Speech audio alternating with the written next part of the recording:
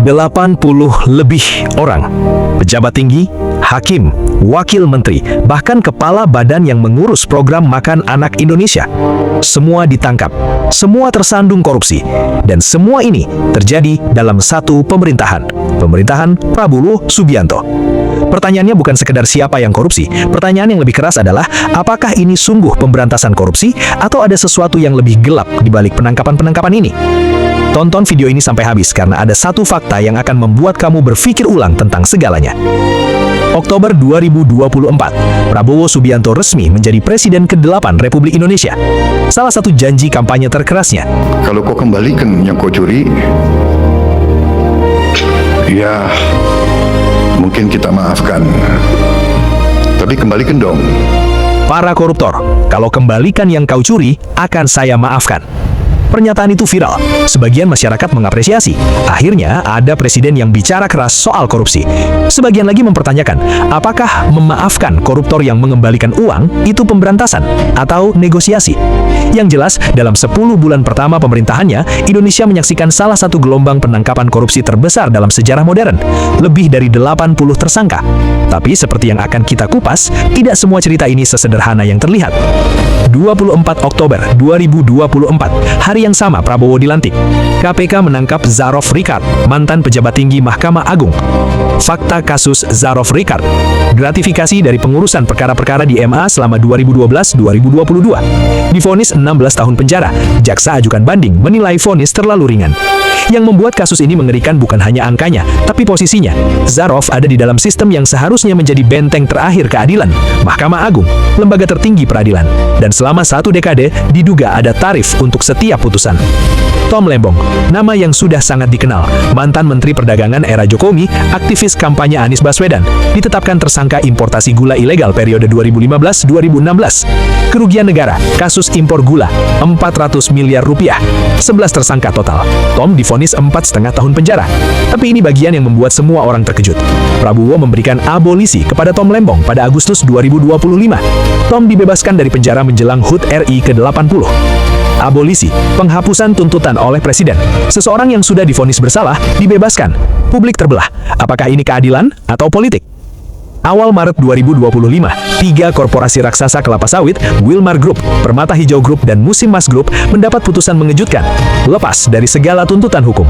Publik geger, Jaksa Agung geram, lalu Kejaksaan Agung mulai menyelidiki bagaimana hakim bisa memutus bukan tindak pidana untuk kasus yang sudah terbukti kerugiannya. Tersangka hakim suap CPO. 4 hakim ditangkap, termasuk Ketua PN Jakarta Selatan Muhammad Arif Nurianta. September 2025, MA anulir putusan lepas. Hukum korporasi bayar 17,7 triliun rupiah. Angka itulah yang akhirnya harus dibayar. Tapi pertanyaannya, berapa banyak kasus seperti ini yang belum terungkap? 4 September 2025, nama ini mengejutkan hampir semua orang. Nadiem Anwar Makarim, pendiri Gojek, mantan Menteri Pendidikan, kini tersangka korupsi. Kasus Chromebook Kemendikbud, kerugian negara 1,98 triliun rupiah. Pengadaan laptop 2019-2022 diduga arahkan tender ke Chrome OS atau Google. 5 tersangka total. Yang membuat kasus ini sensitif adalah Nadiem adalah menteri di era presiden sebelumnya, Jokowi. Dan ini memunculkan pertanyaan yang tidak bisa dihindari. Apakah penangkapan ini murni penegakan hukum atau juga bermuatan politik? Gugatan pra-peradilan Nadiem ditolak pengadilan. Status tersangka sah, prosesnya terus berjalan. 22 Agustus 2025, KPK melakukan operasi tangkap tangan di Kementerian Ketenagakerjaan. Dan yang membuat ini lebih viral dari biasanya adalah salah satu yang ditangkap adalah Wakil Menteri Prabowo sendiri. OTT Wamenaker Noel Ebenezer. Total pemerasan 68 miliar rupiah, aliran ke Noel 3 miliar rupiah. Modus, buruh diperas 6 juta rupiah untuk sertifikat K3 yang seharusnya 275 ribu rupiah. KPK sita 22 kendaraan mewah. Setelah ditangkap, Noel melakukan sesuatu yang tidak biasa. Di depan wartawan memakai rompi oranye, ia meminta amnesti kepada Prabowo. Harapan saya, semoga saya mendapatkan amnesti dari Presiden Prabowo.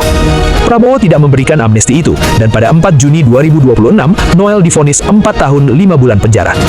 Hasto Kristianto, Sekretaris Jenderal PDIPK, partai oposisi terbesar, ditahan KPK awal 2025 dalam kasus yang berkaitan dengan Harun Masiku, buruan bertahun-tahun. Penangkapan ini sangat viral karena dimensi politiknya. PDIPK langsung bersuara, ini kriminalisasi politik. Pihak KPK bersikeras, ini penegakan hukum. Prabowo memberikan amnesti kepada Hasto Kristianto. Ia dibebaskan, meski sempat menyeret nama-nama besar PDIPK. Dua kasus besar, Tom Lembong dan Hasto, keduanya berakhir dengan pengampunan presiden. Dan ini yang membuat para pengamat mulai bertanya, di mana batas antara penegakan hukum dan kalkulasi politik. Dan sekarang, ini yang paling menyakitkan dari semua kasus yang kita bahas hari ini. Program Makan Bergizi Bersih. Ini bukan program era Jokowi, ini program Prabowo. Diluncurkan 6 Januari 2025. Program prioritas nasional. Anggaran 2025 saja 85,27 triliun rupiah. Korupsi MBG, Badan Gizi Nasional. 3 pimpinan BGN ditetapkan tersangka, Dadan Hindayana, Sony Sonjaya, dan Lodewijk Pusung. 3 Juni 2026. Modus markup harga, intervensi pengadaan, yayasan terafiliasi. Anggaran 2026, 268 triliun rupiah. Para tersangka diduga menunjuk yayasan-yayasan yang terafiliasi dengan diri mereka sendiri sebagai mitra penyalur. Program yang seharusnya menjadi warisan terbesar Prabowo, program yang setiap hari memberi makan anak-anak Indonesia, sudah digrogoti dari dalam. Prabowo marah, dan untuk pertama kalinya dalam pemerintahannya, kemarahan itu diarahkan kepada orang-orang yang ia percaya sendiri. Ingat, di awal video kita bertanya, apakah ini sungguh pemberantasan korupsi? Sekarang saatnya kita jawab. Mantan Ketua Mahkamah Konstitusi, Mahfud MD, mengatakan sesuatu yang sangat penting. Sebenarnya, di era Pak Prabowo, korupsi yang baru-baru kan tidak ada. Yang dibongkar semua kan yang lama-lama. Mahfud MD Desember 2025. Perhatikan kata-katanya. Hampir semua kasus yang meledak di era Prabowo, Zara Frikat, Tom Lembong, Nadiem, suap hakim CPO, semuanya adalah kasus lama. Kasus yang terjadi di era sebelumnya, era Jokowi, era SBY. Lalu apa artinya? Ada dua cara membaca ini. Prabowo berani membuka kasus-kasus yang selama bertahun-tahun terkubur. Figur yang dulu kebal hukum, kini diproses. Ini reformasi hukum nyata. Kasus-kasus yang dibuka mayoritas menyasar lawan politik atau era sebelumnya. Sementara Hasto dan Tom Lembong justru diampuni. Apakah ini selektif? Dan kemudian datang kasus ketujuh, korupsi MBG, program Prabowo sendiri. Dan ini mengubah segalanya. Karena sekarang, untuk pertama kalinya, korupsi yang dibongkar bukan warisan masa lalu.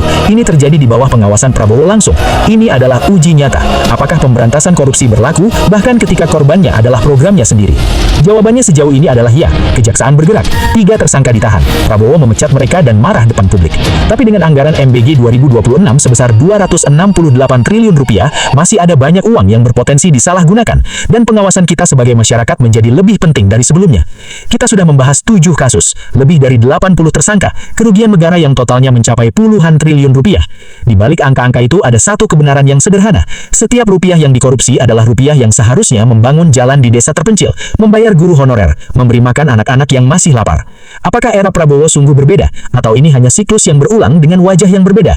Yang pasti, kita tidak bisa menjawab pertanyaan itu hanya dengan menonton dari jauh. Kita butuh masyarakat yang tahu, yang peduli, dan yang berani bertanya. Subscribe dan aktifkan notifikasi, karena kita akan terus memantau kasus MBG dan kasus-kasus baru yang muncul. Di kolom komentar, menurut kamu, apakah Prabowo sungguh-sungguh memberantas korupsi, atau ini lebih banyak politik? Share video ini supaya lebih banyak orang yang tahu, karena korupsi hanya bisa dilawan kalau rakyat melek.